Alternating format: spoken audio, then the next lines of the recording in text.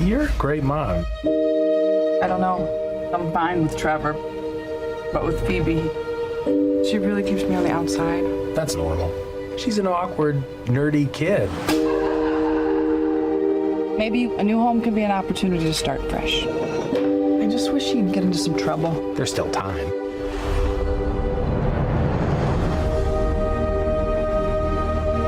What are you doing here in Somerville anyway? We're completely broke, and our grandfather left us this creepy old farmhouse in the middle of nowhere. Your father wasn't much of a homemaker. He could hardly keep the power on. You're saying he left us nothing? Well, I wouldn't say nothing.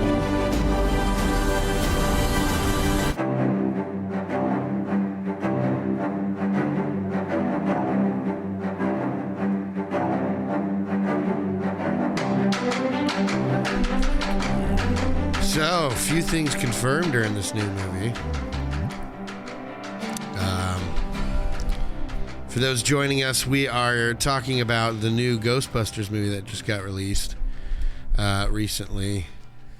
Ghostbusters Afterlife came out in 2021, and we just got back from seeing it. Yeah. So, a couple of things. Let me just go ahead and get the intro out of the way. This movie is called Ghostbusters Afterlife. It came out in 2021. It was directed by Jason Reitman. A few different writers on it. Gil Keenan and Jason Reitman are the main writers. Obviously, Dan Aykroyd is credited as well, but, based on the characters he created and everything. He's the son of Ivan Reitman, who actually did the first. Correct. And Jason Reitman actually had a cameo in the movie we did previous to this, which is Ghostbusters 2. Remember, we talked about him being in the birthday party and everything. He's a little jackass kid. But this movie stars Carrie Coon as Callie, the mother to the kids and daughter of Egon Spengler. Mm-hmm. I guess that makes her name Callie Spengler. Also stars Paul Rudd as Gruberson. What was his name? Greg? Yeah. Greg or Gary? Yeah. It was Gary, I think. Gary Gruberson. Let's see here. Something like that. He was the teacher, the summer school teacher, though. Finn Wolfhard from Stranger Things as Trevor. McKenna Grace as Phoebe. Logan Kim as Podcast. Celeste O'Connor as Lucky. It also stars Bill Murray as Peter Venkman. Spoiler. Dan Aykroyd as Ray Stantz. Spoiler. Ernie Hudson as Winston Zeddemore. Spoiler. Annie Potts as Janine Melnitz. Spoiler. Sigourney Weaver as Dana Barrett. Venkman. Spoiler. Right. And then, of course, standing in for Harold Ramis is Bob Gunton as the Ghost Farmer. Ghost Farmer. And we have J.K. Simmons as Ivo Shandor. Yeah, out of nowhere. That was a surprise. There's a couple different cameos. One that was Olivia Wilde. What? Olivia Wilde. Olivia Wilde. That was uncredited. It's not even on the credits here, but obviously Olivia Wilde played Gozer. Yeah. But we wanted to just talk about this a little bit because Ghostbusters is big with us. Yeah. As most 80s kids it is. So, initial thoughts. What did you think? We haven't talked about it. And I feel bad because we've kind of just not talked about it from the theater here and come straight back here. So, now that we can actually talk about it, what was your thoughts? Well, I started watching it, and I went in without trying to look at any kind of spoilers. That's right, because you hadn't even seen some of the stuff that was in the trailer, right? And I tried to do that on purpose and just keep, keep. Because you didn't even know the dogs were going to be in there. No, I didn't. Not until, yesterday or something? Yeah, and that's been a huge part of the trailers for the last month or two or whatever. But, I went into this movie not knowing anything about it. I mean, I kind of saw some stuff, but I didn't know any of the plot, and I wasn't even 100% sure we would get a good cameo from at least the three. From the originals? Yeah, the originals. Not just like an over the phone type of thing where they're talking to him. Yeah. Right. We wanted to see them back in their jumpsuits and all that. Yeah, I kind of got worried there for a minute because I was like, man. You're like, that was going to be it. Just over if anything, the phone call. Yeah, and Dan Aykroyd might, Ray might call Venkman, and it just show them talking or something. It felt I was like, afraid that was what it was going to be. Yeah, it felt like the cameo was just going to be an Aykroyd only on the phone with her. He kind of catches the audience up to where Zeddemore and Venkman and Ray all are. Yeah. But one thing that shocked me was that line, Egon Spengler can go straight to hell. Yeah. I was like, oh, snap. You know, I knew that there was going to be some weirdness and stuff, but... Well, I mean, he did it to everybody. His partners, his family, his friends. You're talking about everybody. Egon? Yeah, Egon. He just bounced on everybody. And for a good reason. We obviously find out now it was a good reason, and nobody else knew. But it was like, couldn't he have just said, hey, do you want to see some stuff? Come here, Ray, now, as soon as possible. I will show you literal ghosts, Yeah, so we got cell phones. I mean, he could have took some pictures. I was going to say, that's going to be one of my problems with the movie is okay, maybe he couldn't tell his family because nobody believed him at that point. Mm-hmm. But obviously Ray, Peter, Winston, those would have been people that actually believed him. And especially since they fought this thing before. Yeah. We'll get into it. But real quick, this movie is just centers on a family of three, a mother and her two kids, and doesn't really mention the father at all. He's mentioned like once, and they're like, well, it doesn't matter what he's doing. So, I mean, like, they're basically state straight out.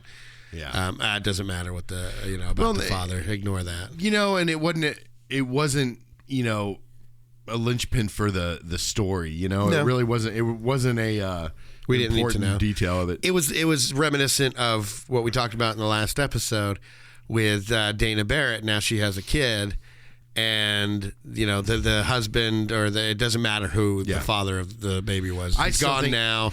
I still think it was that guy that in the first one where he goes, Venkman tries to ask her out, and that guy's just kind of standing there with his, what instrument was it? Like a violin or something? Yeah, they were orchestral.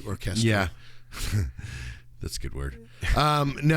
Just being out there, I'm pretty sure that's the dad of the child in the second. I don't know. Maybe. It could have been, but it's interesting because we have these two kids. Obviously, they both have like Egon's hair, that curly mop on their head. Yeah. Finn Wolfhard, in his second time getting to wear a proton pack and a Ghostbusters suit. That kid's lived, a childhood that I wanted to live, in Stranger Things, getting to dress up as a Ghostbuster, but then, being, in a cool supernatural TV show, and now getting to actually be a Ghostbuster. Yeah. It's awesome.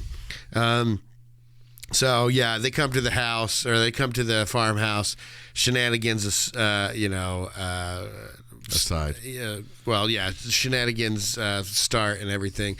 And you find out that basically the plot of the movie is Evo. Yeah, because in the original movie they called him Ivo Shandor, I thought. But then this one they call him Evo Shandor. But basically, remember Evo Shandor from the first one? He is the one that built that building as a cult piece to bring back Gozer worshiper and all that. But he used those materials, and they had talked about it in the first one, those special type of materials to build that thing. And this town is where he mined all those materials. He created that town.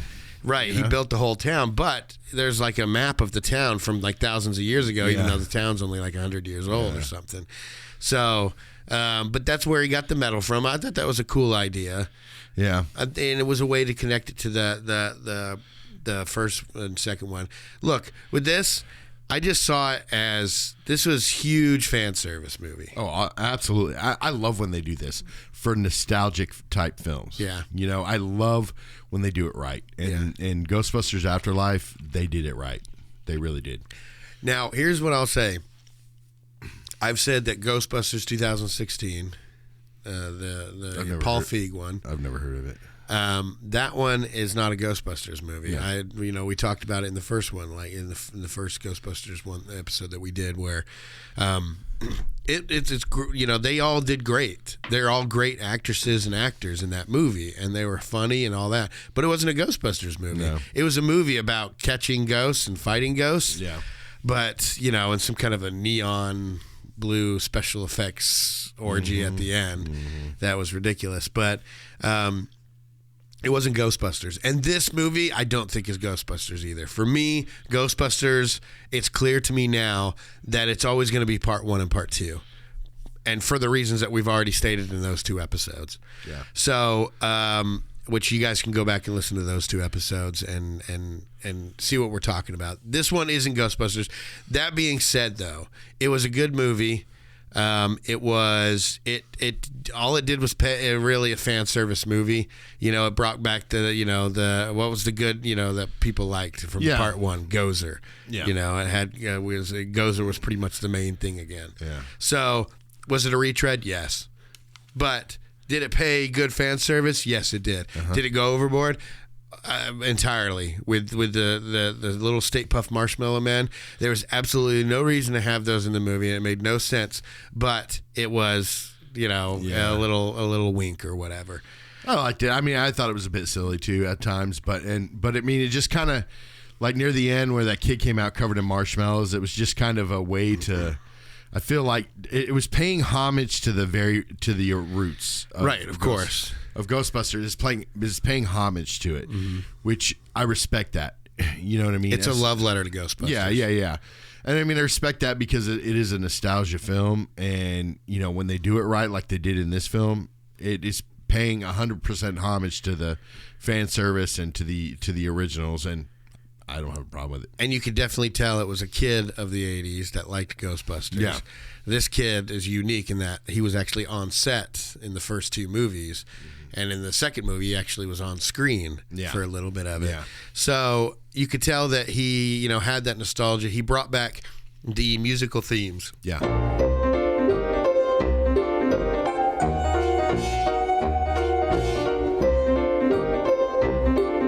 That was huge in this movie, that musical theme. And you kind of got a sense, okay, well, that's kind of Egon's theme now. Because it would always play whenever he was around in the first one. Yeah. And now it was like it would play, this is basically like his town and everything. So you could definitely tell that Harold Ramis didn't do any writing on this. No. It wasn't a tight script. There was a lot of boring stuff. Basically between the awesome opening, I thought. Yeah. I thought it was a great opening. Oh, it was. And to see who you knew as a watcher was Egon. Yeah. Because, I mean, in the trailer, you knew that they were the kids or grandkids of one of the Ghostbusters. And you also knew that Harold Ramis wasn't going to be a part of this movie because he was dead, but like his character would be honored. Yeah. I mean, but the grandkids look just like him, so especially Phoebe. She looks like the cartoon version of Egon. That's what you were mentioning. Yeah, but we'll get in more on that. But yeah, the between that opening and then the first time they started fighting Muncher, not Slimer. Slimer is not in this movie. I wish they would have brought Slimer back. Yeah, I do too. This one that you've seen in the thing, for all intents and purposes, is Slimer. It's like the placeholder, but it's like a different one they called Muncher. So Slimer, not as gross. Yes, as Slimer was. Slimer was a thing obviously based on John Belushi, like we said, and he would constantly eat food. Whereas this new one, it eats metal. Yeah, his name is Muncher, and he's able to attack with that. So he's not really going to be probably a buddy like he was in the second one. Yeah, but he knew what that proton pack was. As soon as they busted that out, he's like, "Oh hell no!" And that's why I thought it was Slimer at first. But yeah, and then as we were going along, I'm like, "This isn't Slimer. This is like a thing that's like Slimer, a cousin of Slimer." Or something. But yeah, between that opening time and that. And then there's a little bit where the pacing is just not as good. I know that it has a lot of setup to do, but first Ghostbusters had a lot of setup to do, but it was paced awesomely. Yeah. Whereas like every single scene, you get a little bit of exposition, but then you get a little bit of the creep stuff. A little bit of exposition, creep stuff. Whereas this was like a lot of information being thrown at you, and you have to do a lot of catching up. It's been 30 years or however long it's been. So a lot of catching up. It wasn't paced as well, and that's what Harold Ramis used to do. Dan Aykroyd, he wrote the very first movie and gave it to Harold Ramis. Harold Ramis was good at tightening up scripts. He was a director, so he knew what you could throw away. We don't need that. That's going to ruin the pacing of this film. That whatever, because he was a good director as well. Yeah. So you could tell that they were missing out on that. Even though Jason Reitman is also a director and he wrote this, you just don't have that amazing writing that Harold Ramis did, where he would help to write scripts and help to whittle down scripts, especially for films that he was directing and everything. Yeah. So there was a little bit of a lack of that. So I'm just trying to point out and be fair of the Ghostbusters movies, that it did have some problems, but I really enjoyed myself. I did too. I mean, it respected the original, and that's what 2016 was missing. Yep. Is that it was so important for it to make a stand of what it was and what type of movie it was, and a lot of it had to do with the backlash that they had. So they had to prove that it was going to be good, but a lot of it was kind of brought on themselves. Yeah. And everything. So it was more about making a point. I don't like that. Changing characters, that we grew up with, changing them this way or that way for whatever purpose. I'd rather, create a new hero to represent a person or a group or anything. Or if there's all-girl Ghostbusters, okay, well, what happened there? Yeah. Or are you just taking a property like Ghostbusters, taking away everything that made Ghostbusters, calling it a reboot, and then putting all females in the roles that were filled by all males, and having Chris Hemsworth as a male going into the Janine role and everything. Yeah. So it was like you weren't trying to explain anything. You weren't respecting the originals. Yep. You were just taking a property. Let's make it all girls because it was all guys and have girl power. Yeah. Great if you have a point to it and if it's a good, well-written story. That was a terribly written movie. Yeah. It was all about making a point and all that. So, well, and then plus, it didn't have the same chemistry as the originals, right? Like Kristen Wiig and Melissa McCarthy. I didn't know which one was supposed to be leading the movie. Right. But I mean, like I'm talking about with the formula with, they went in there, in the first one, and they basically created a villain that was greater than any villain you could ever hear about in their history in that world. It's like he's the top of the notch evil. You know what I mean? Like top of the food chain when it comes to evil. They started out with that. That was their villain. You know what I mean? And when it's almost like a lot of movies tend to go in there. Was. Yeah. Well, that's who I'm talking about. Yeah, okay. Like Gozer.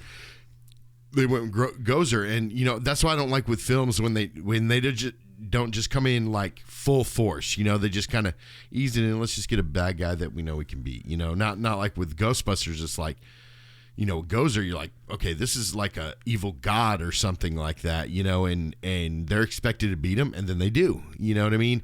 Where the remake was just like, there's a bad guy in it, and he's not the worst ghost New York scene. You know what I mean? He's no Gozer, and it's like, with this one, they went back to that formula in a way.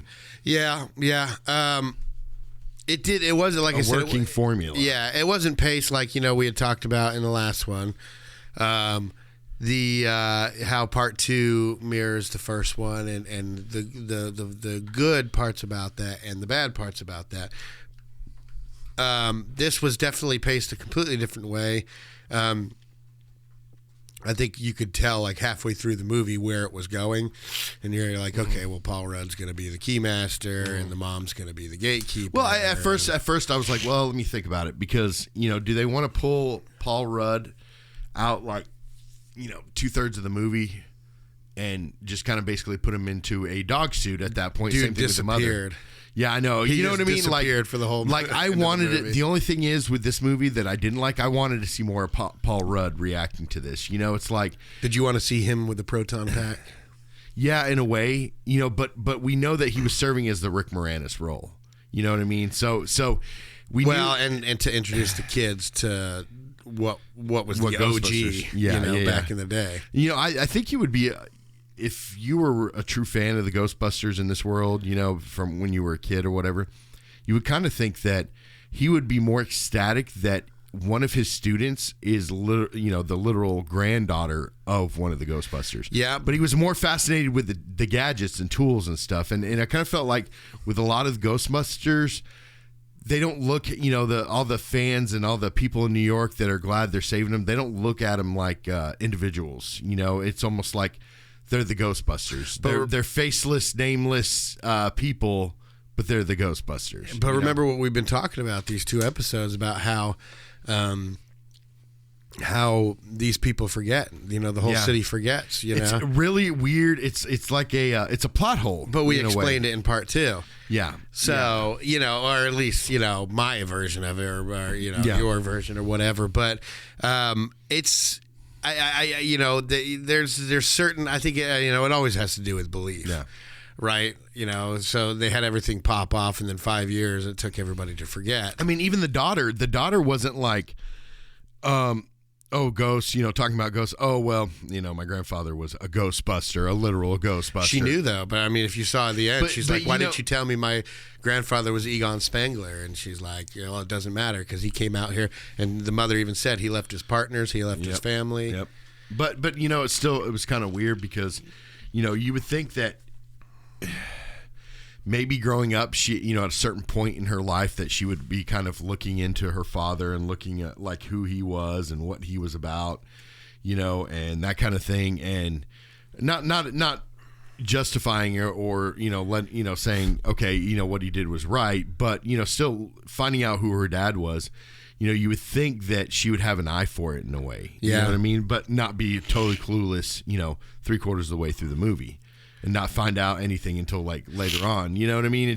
I kind of felt like it's a curse with these movies, something about these movies, the characters inside the movies and the universe inside of the movies, they always seem to always forget the Ghostbusters and what they have done and to what degree they went to do what they did. Yeah, you know what I mean? And it was like, even when they get arrested, it's like, oh yeah, we'll release you. The mayor of New York. Oh, we're going to release you. Well, I see these things in the sky. Obviously you're going to release them. And you can see Venkman's never too concerned when they get arrested.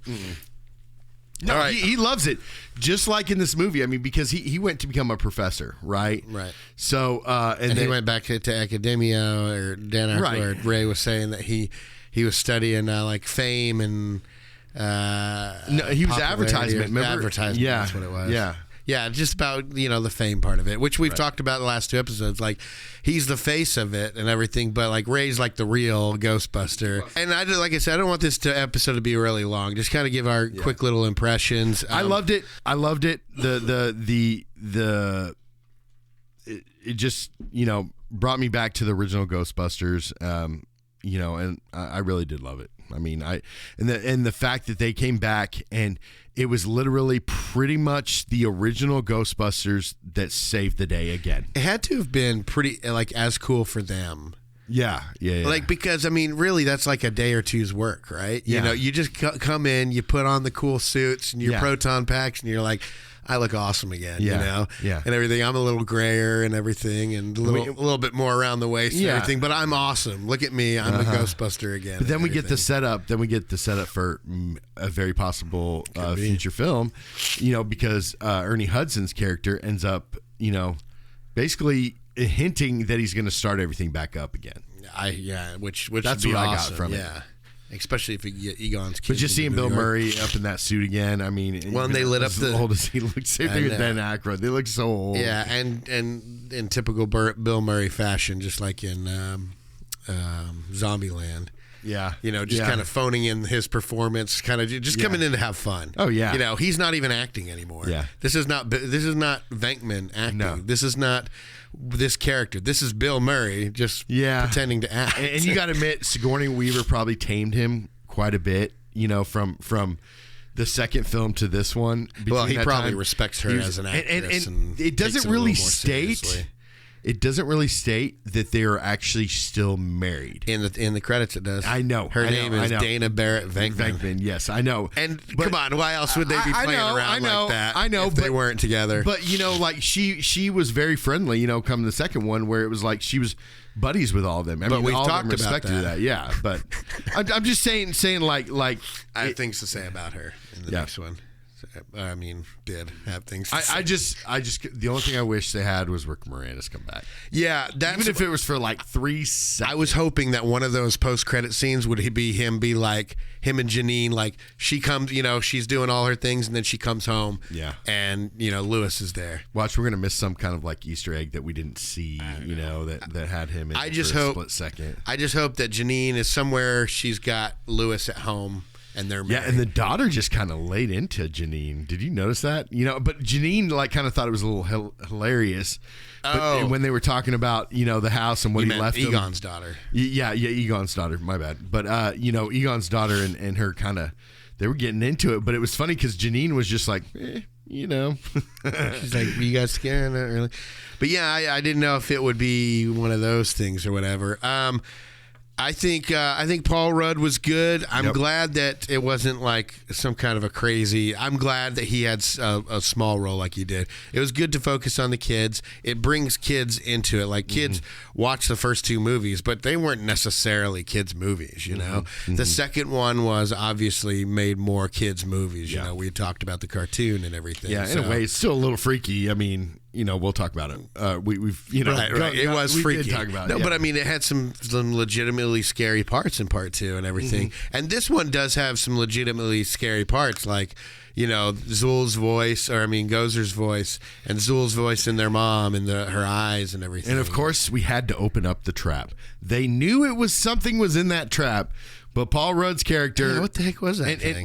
It was the gatekeeper, the keymaster, the keymaster, or the gatekeeper. It was one of the others. It just looked different. It looked more like a werewolf than the dog thing. Yeah, well, Egon's obviously smart enough to realize that all he has to do is trap one of them. Well, that's what he did. He went down there to the pit or whatever, trapped it, hauled butt back to his house because he knew Gozer would follow him.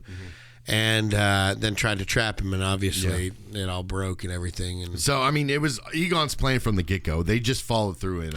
So they were, but the son wasn't or the grandson wasn't as dumb as it was at first made out to be. Pretty dumb. Well, he was the one that said, "Hey, let's light up those 3 the 3 whatever those things were." To energize. Well, and that's what I was like. Whenever he shot those things, I was like, "Oh yeah, those things are pretty powerful. Why wouldn't you just use those to power it?"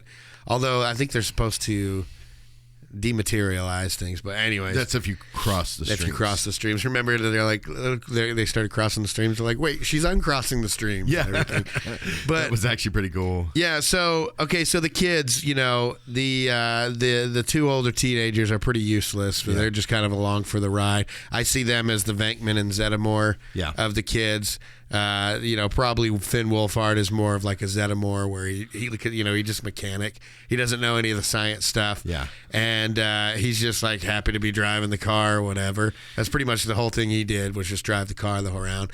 And then the girl that he met, the girlfriend or whatever, she's kind of like a Venkman, where she's just kind of like, whatever, she's just real carefree, doesn't care, makes these little quips and makes fun of people all the time. That's kind of like Venkman.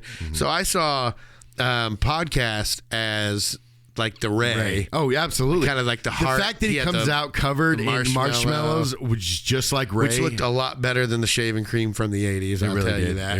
It could have still been shaving cream, but it just looked a lot better. So, yeah, obviously Phoebe was the Spangler character. She's going to be, she's like the brains, and the other podcast dude, he was hilarious. Yeah. And he was the heart. And awesome. I think that's confirmed whenever Ray comes and talks to him. Yeah. Kind of at the end and everything. So they did good. Like I said, the teenagers were just kind of there. I really thought they would have used Finn Wolfhard more because he's this up and coming star or whatever. Yeah, but Phoebe, that girl Phoebe did an amazing job on this. McKenna Grace, she was the star, obviously, of this movie, and she played it perfectly. Yeah. This shy, not understanding normal feelings. You could see Egon being like that when he was younger. Yeah. Like confused, like, oh, okay, I guess that's okay, Yeah. Before he kind of Yeah, I mean, because he was kind of like that anyways. But it was funny because remember Egon in all the films, the originals, he always made the corny jokes. He always made the jokes that were, if you were smart, like one of their geniuses, you would understand. But he was always about making the jokes, Well, like I said in the last episode, part 2, Yeah. whenever I said that one of my favorite parts was whenever he was like, he was saying something to Egon, and he's like, oh, I think that they're more interested in my epididymis. And remember, Venkman just kind of was like, so anyway, Ray, like he didn't have anything to say. It's like one of the funniest parts of Bill Murray's and all the Ghostbusters movies. Yeah. But so let me ask you. I got 2 questions for you. Okay, All right. 2 questions. We can end it at this. all right, First question: do you think, if they wanted to, do you think it would be a good idea to make a part 2 in reflection of bringing back the villain from part 2 of the originals? So make a part 4. I no, guess. because I don't think that the villain from part 2 warrants, as much as I liked Vigo, I don't think it warrants him coming back. I think that they took care of him because he was more of like this wizard. When he was a magician, he knew how to use magic. Whereas Gozer's like a demonic spirit and like not a human. It wasn't once a human or whatever. Well, and the thing is too is we got a little bit more explanation with Gozer in this film. Gozer kind of seems like the apex haunting ghost, like the ghost that'll mess up the whole world. Yeah. Where Ivan was whereas just everything else is just kind of mischievous. But in the part 2 of the originals, they really do explain a lot more backstory than they did with.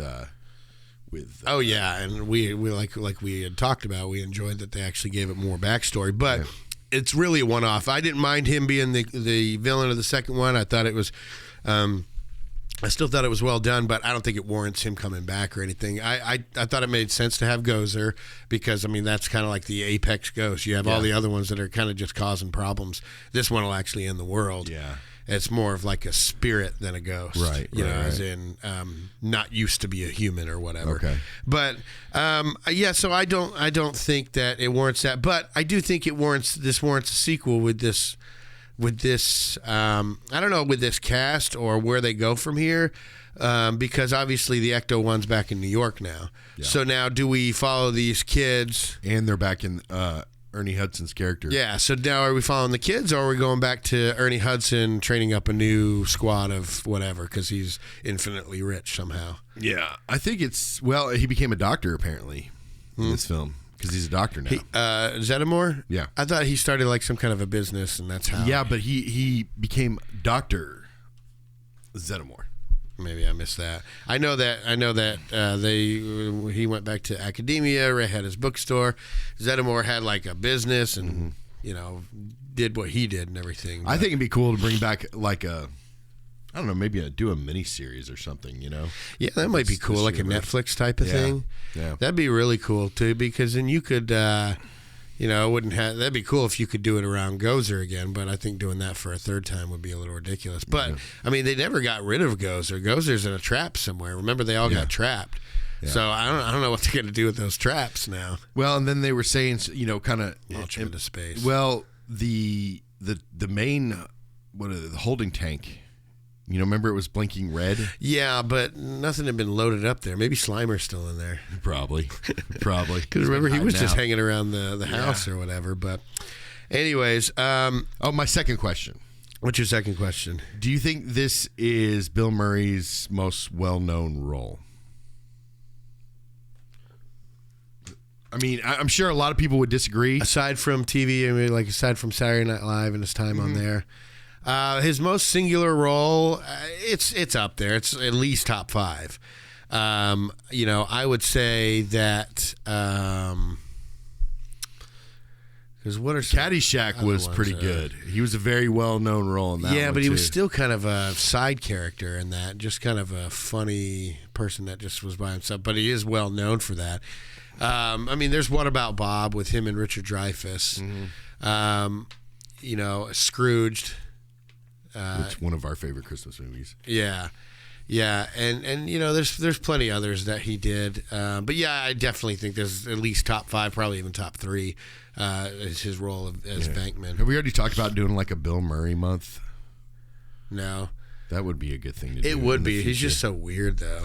I know, but that's what I'm saying. It's just such a different, eclectic style of acting and type of movies he does. Yeah.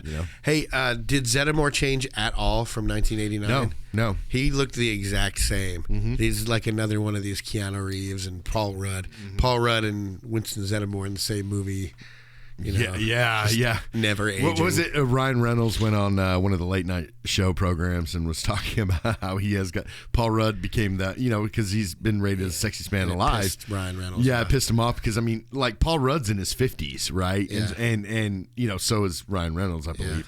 But the fact that he won that, and the fact that he said he's got the Benjamin Button syndrome, where so he's they both of them, the host and everything was like, we need to figure out how he's doing this, because Paul Rudd really does not age. You watch him as Keanu Reeves. I know, but you watch. I mean, Paul Rudd. I think he's even more so than Keanu Reeves. I think he is too, because you look at him in Clueless, which was back in 93. Yeah. He just has scruff now. Yeah, 93.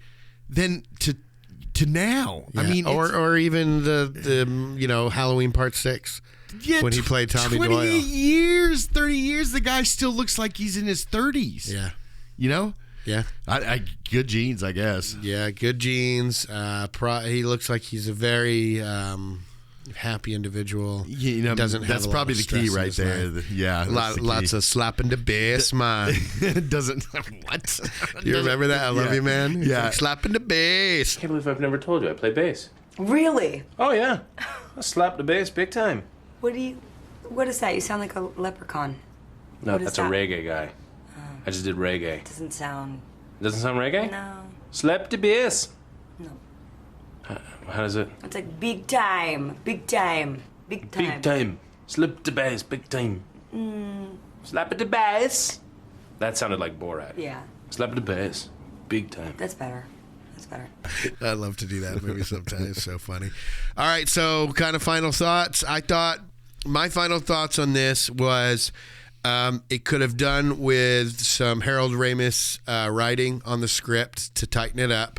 Not their fault, though. And to tighten, yeah, not their fault. But, I mean, it could have used some tightening as far as there's some slower parts in the movie where, seriously, one time I even looked at my watch. I was like, it's taking too long to get to the good stuff. I knew the good stuff was coming and everything.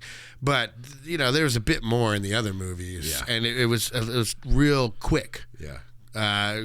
Quick writing and everything. It's like Harold Ramis was the bull wrangler. He polished it for Dan Aykroyd. Yeah, Dan Aykroyd would write the script, and then Harold Ramis and even Ivan Reitman a little bit. They would just polish it up and make it cut out all the fat. As we both agreed, Dan Aykroyd is the real genius behind these movies, right? And that's what you'll hear the people at Saturday Night Live saying, that old Danny was the genius writer or whatever. But it could have done with a little bit more writing. Not quite a Ghostbusters movie. I still think that 1 and 2 are the gold standard for the tale of the Ghostbusters. It's cool to see the originals come back. Just a bit too much of me thinking about how these are just actors on a set coming back. I got a little bit of a different take on it though than you do. Okay, but my thing is that I feel like they've waited just a little bit too long. They're just a little bit too old to be coming back for these roles. It was really cool to see them, and I love seeing it. It almost made me tear up a bit and everything to see that. But I couldn't help, because of all the drama with trying to get Bill Murray back to these movies and everything, I couldn't help but thinking, do these people really want to be here? Is it whether showing or not, up and everything. Whether or not it was just to do it for Harold Ramis and Ivan Reitman more so than it was. But Bill Murray actually said it was a good script. He said, this is the reason I did this film was because it was a good script. Yeah. And he liked it, and so that's got to say a lot, for Bill Murray to say something like that, on a film that he doesn't do remakes of, or he doesn't do, the prequel. You won't see him doing Groundhog's Day 2. Yeah. You know what I mean? You just won't do it. You see him do That's it. what I'm saying. He doesn't do sequels. Yeah. So, I mean, that's the fact that he comes back for these. My take on this film Okay. is I thought it was what a Ghostbusters film should have been. Okay. Not saying it's better than the originals. I mean, I wouldn't say that. But it's Because of the kids? No, just because the storytelling. Like, I got into it a little bit in the last episode about part 2, where, it was just seemed like it kind of got to a rush period where it was like they were just running out of time or something, and then they were just finished it real quick. You know what I mean? Wrap the museum in a Jello slime, and we'll call that good. Yeah, and then Rick Moranis showing up, and then yeah. Anyways, He needed something to do. I feel like there was a lot more story to it, a lot more story to the film rather than being just okay, a bunch of guys get arrested, go to jail, the city needs them, they save the city, and then bam, it's over with. You know, you got people cheering for him, and then they forget about him the next day. So you like the format of this one a lot more? I did, and I feel like if the first 2 would have done it, it would have been, wow, Okay, cool. Yeah, I like the ambiance. I like the musical themes of here, where it was all just reminiscent of the first movie, and especially whenever see the big cloud of ominous stuff above the mountain. It's that was pretty cool. And being able to hear Echo One's siren going off was just awesome. And even powering up the proton packs. 'Cause if you remember, the proton packs in 2016, they didn't sound the same. And I got a feeling that little girl would have a lot more problem than she did with that photon pack. I mean, that because I feel like even the grown men, because you watch the other films and they're like barely be able to get those packs on their shoulders. Well, they complained, like Bill Murray. When he got on set, he's like, hey, why didn't we have? Because they were half the weight that they were when they did it. Yeah. He's like, why didn't we have these back then? But I thought what they were, because it looked ridiculous on her because it was so huge, the proton pack. So I thought she was going to do some scientific skills and compact it even smaller to make it her size or whatever. But I'm glad they didn't, though, because again, then that would still be taken away from the nostalgia in a way. Maybe, you know what I mean? but at least personal, because I thought they were going to be the ones to build the little remote controlled car trap, because I saw that in the trailer. And anyways, I liked everybody's role in it. I think everybody did exactly what they were supposed to for a Ghostbusters movie. There was no hero, because that's not what Ghostbusters are. They're not heroes. They're exterminators, and that's what this. Yeah. Exterminators and scientists. And that's what it was. This movie focused on the 2 kids that were into the science portion of it, mainly Phoebe or whatever. But it had the 2 teenagers, kind of just affable teenagers, not really doing heroic stuff, just jumping in and diving. But that's what Venkman and Zeddemore did. Yeah. Venkman knew science, but he was really more about the scamming, the psychology of it. Yeah, and where Egon was more. Not only was he the scientist, but he was kind of like the engineer. Right. He built all the stuff. So like the grandson was more like had the engineer type of thought, like fixing a car at his age. Maybe knowing how to Rhea fix that did car. a lot of their fixing their car and stuff in the originals. And so did Ernie Hudson's character too. So everybody pitched in except for Venkman. He just wanted to get on the TV and stuff. But all good all around. Not quite a Ghostbusters movie, in just my opinion. 1 and 2, that's it. 2016, this one, not quite Ghostbusters movie, but this one had the respect. It paid the respect to what came before it. Yep. And that's what's important. Yeah, you can do your own thing. We'll call it something else. Do something else. Do something different. Don't call it luck. Don't call it. Yeah, call it luck. Call it karma. But don't call it Ghostbusters. There we go. I Especially like that. if you're not going to respect it, pays those respects, or if you're going to use that property to say, yeah, but girls can do it. Anyways, not saying they can't, just saying that. Again, if you're going to change it, if you're going to change the formula, change the whole equation. Yeah. Well, sometime down the road, we'll do a full-on episode about this and get into the who's and the whys and the whats and everything. But I was glad I saw it. I was glad it was made, and I'm interested to see what they'll do from here on out. Yeah. Very interesting. If they don't, I'm not going to be upset. No. If they do, It'll be happy. I can watch the first two movies without 2016 and this one, but I can also watch the first two movies with this one as well, and I think it would be a fine story. And if they all fit together, I think. Yeah. You know, they're all. It give not only, you know, what's great with this movie, I think, is that not only that did it, you know, do a shout out to the originals, but it continued the originals without changing anything. You know what I mean? Without doing any kind of drastic changes. I mean, literally just, it's a true sequel. It really is. Yep. You know, I mean, not directorially or, you know, with the picture, but I mean, definitely with the music, and the characters and the storyline. It's a great sequel. Yeah, I feel like besides the overabundance of fan service, which is fine in a movie like this, if you have a different type of property, okay. You shouldn't do fan service for fan service sake. Ghostbusters, yes. Yeah. It's been... Ninja Turtles, yes, but they didn't do that. It's been almost 40 years since the original Ghostbusters came out. Yes, do fan service. That, I mean, you open it up for a new generation, but do fan service for the generation that came before it, you know, that kept it alive this long. Yeah. So, you know, that's the only thing I have to say is, and that if this story had been taken, the script was taken and was polished by Harold Ramis, I think it would have been a lot more like, okay, this is really Ghostbusters Part 3, you know? So I think that's just the one thing that it's missing is his flair, his writing, his ability to cut out the crap and to jump from one iconic scene to, because that's all Ghostbusters 1 and 2 are. It's just one iconic scene after another. Even Part 2, kiss my butt. Anybody who doesn't like it. But if I had to give this, you know, well, we don't do ratings, but I would say definitely go see this and see it on a big screen. It's fun on a big screen. You know, if you want to wait for it, that's fine too. But there's so much crap out there in the theaters. Tell me about it. And in streaming. You know, I literally have not watched a movie in the movie theater since Venom came out. It's been a while. Because I have the first Venom, you mean? Yes. Yeah. So I have not found a film that I want to go to the 2 or 3 years for you. Then. So I mean, and this is one of the ones that deserves to be seen on a big screen. You know, you got your Gozer. Yeah. You got your Vince Clortho. You got your Zool. You know the Stay Puft. You know, they're all back. And all the Ghostbusters are back, and Egon's back. That's the one thing that we haven't really talked about. They did a fantastic job on Egon. I don't know who they had stand in on him. I know that they can do pretty good stuff with like the deep fake technology with people's faces and everything, but it looked perfect. And he didn't have to talk because he's a ghost and everything. So he looked exactly like you would think Harold Ramis or Zeddemore or Egon Spengler would look today. Because what did he pass away in 2013 or 2015? I thought it was more recently.